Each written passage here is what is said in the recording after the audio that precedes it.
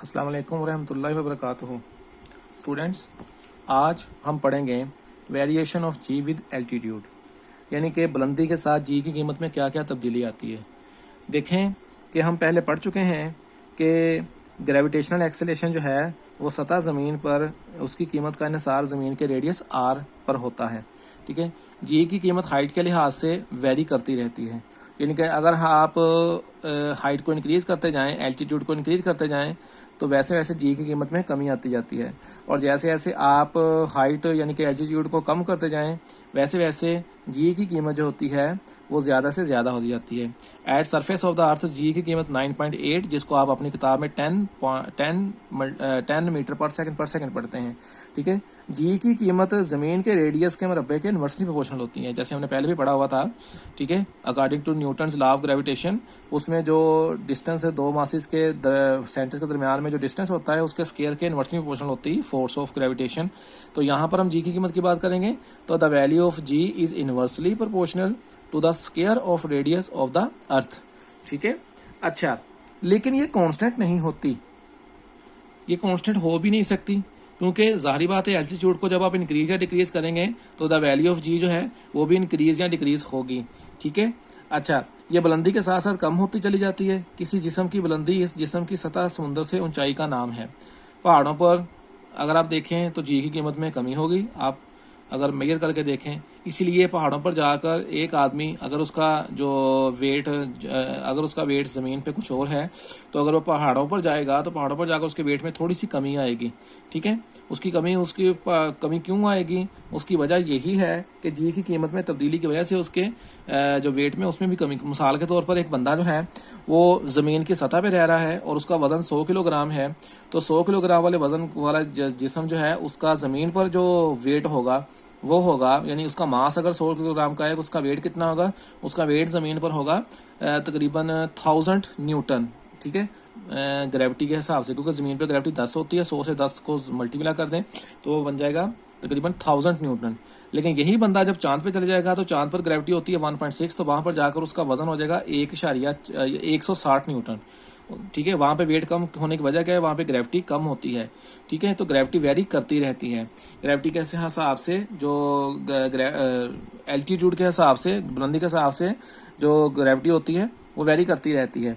ठीक है, अच्छा, अब यहाँ पर यह देखें एल्टीट्यूड की डेफिनेशन क्या लिखी हुई है। Altitude is a height of an object और place above the sea level. ठीक है ना, सतह समुद्र से उसकी जो ऊंचाई होती है, किसी जिस्म की बुलंदी उस जिस्म की सतह समुद्र से ऊंचाई का नाम है। ठीक है, the value of G is greater at sea level, सतह समुद्र पर वैल्यू ग्रेविटी ज्यादा होगी देन एट द हिल्स, पहाड़ों की निस्बत। ठीक है, पहाड़ों की निस्बत सतह समुद्र पर जी की कीमत क्या होती है? ज्यादा होती है। ठीक, अगर आप इस डायग्राम का मुशाहदा करें, उस डायग्राम की मदद से हमने इक्वेशन निकालनी है। उस डायग्राम में अगर देखें, फर्ज करें एक जिस्म है, ये वाला जिस्म, इसका मास है m। एक जिस्म है जिसका मास है m, सतह समुद्र से h बुलंदी पे पड़ा हुआ है, h बुलंदी पे पड़ा है, सतह समुद्र से h बुलंदी पे पड़ा हुआ है, सॉरी सतह जमीन से, सरफेस ऑफ द अर्थ से। ठीक है, सतह सरफेस ऑफ द अर्थ से एक हाइट पे पड़ा हुआ है, वो हाइट h होगी। ठीक, अगर वो यहाँ पे पड़ा हुआ होता तो उसका फासला जमीन के रेडियस के बराबर होना था। ठीक है, लेकिन क्योंकि वो जिस्म जमीन की सतह से भी बुलंदी के ऊपर है, तो आर में एच को जमा करेंगे तो आर आएगा। यानी कि हमने पीछे भी पढ़ा था, मैं आपको थोड़ा सा बता दूं, हमने पीछे पढ़ा था कि R will be equal to R plus H जब जिस्म सतह जमीन से, सरफेस ऑफ द अर्थ से ऊपर चला जाए। ठीक है, तो अब यहाँ पे इस जिस्म का जो जमीन के मरकज से फासला है उसको हम आर प्लस एच का नाम देंगे। आर सतह जमीन मरकज से सतह जमीन की सतह तक, सरफेस तक का फासला आर, और फिर सतह से लेके जहां तक वो है वहां पर तक का फासला एच। ठीक है, मिसाल के तौर पे जब भी हम लोगों ने किसी भी आर्टिफिशियल सैटेलाइट की हाइट मालूम करनी है, एल्टीट्यूड मालूम करनी है, आर्टिफिशियल सैटेलाइट मतलब कोई भी मसनूई सियारा जो जमीन से फिजा में छोड़ा गया है, तो वो जमीन के गिर्द रोटेट कर रहा है, तो उसका फासला हम आर प्लस एच ही डिनोट करेंगे। उसकी वजह क्या है? क्योंकि आर हेयर जमीन की सतह तक का फासला रेडियस ऑफ अर्थ, और ऊपर फर्दर कितना है उसका फासला, उसको हम एस से डिनोट करेंगे। ठीक है, तो अब हम फर्ज कर लें कि ग्रेविटी हमने किस तरीके से निकालनी है। कल हमने जो इसका फार्मूला निकाला था, जो प्रीवियस हमने फार्मूला निकाला था मास ऑफ अर्थ के लिए, हमने वो निकाला था G is equal to G, यानी G मतलब G due to height, gravity due to height is equal to GME over R square. लेकिन यहाँ पर क्योंकि वो सतह जो ज़मीन की सतह है उससे जिस्म ऊपर गया हुआ है, तो वो H भी साथ हमने एडिशनल शामिल करना पड़ेगा। H बुलंदी पर ग्रेविटेशनल एक्सेलरेशन GH की कीमत हम इस इक्वेशन की मदद से दे सकते हैं। इक्वेशन क्या है? GME over R plus H। Here G is gravitational constant 6.673 by 10⁻11 newton metre square per kilogram square. ME for mass of earth, R for radius of earth, H distance from the surface of the earth, जमीन की सतह से उसका फासला जो है उसको हम कहेंगे सरफेस ऑफ द अर्थ। अच्छा, अब हम यहाँ पे ये देखेंगे कि according to the above equation, ऊपर वाली इक्वेशन के मुताबिक अगर कोई जिस्म at the height on earth radius above the surface of the earth, ये ऑन नहीं 1 आना है यहाँ पे, ठीक है।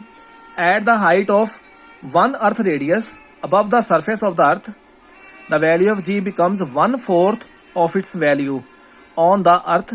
यानी कि अगर आप जमीन की सतह से 1 अर्थ रेडियस ऊपर चले जाएं, जमीन की सतह से 1 अर्थ रेडियस, मैं इसको आपको डायग्राम बना कर भी बाद में बताऊंगा।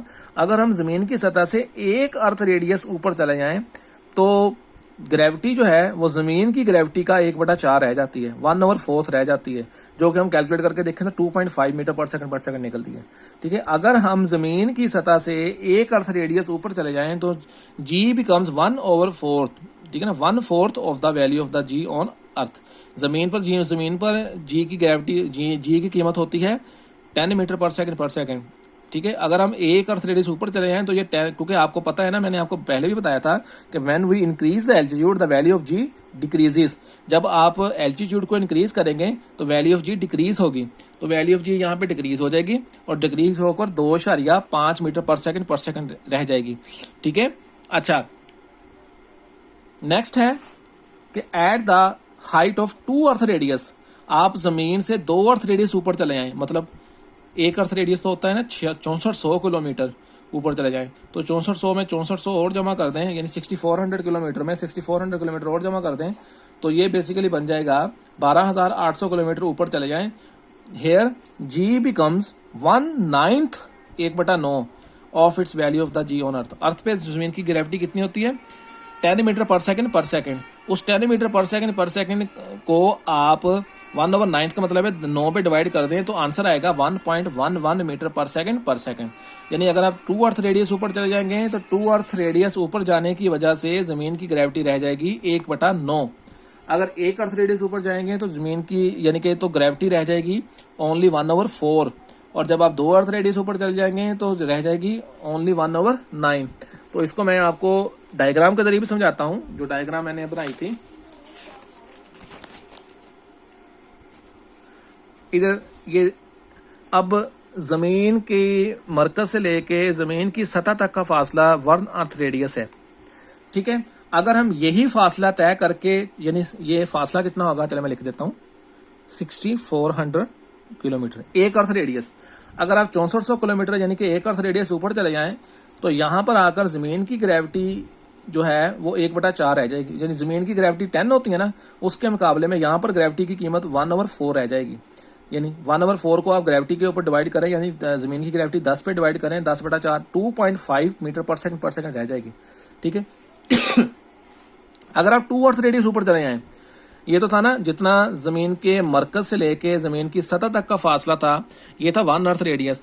यहाँ जमीन की सतह थी तो जमीन की सरफेस से लेके जमीन की सरफेस से 1 अर्थ रेडियस आप ऊपर चले जाएंगे तो वहां पर ग्रेविटी रह जाएगी 1/4 यानी 2.5 मीटर पर सेकंड।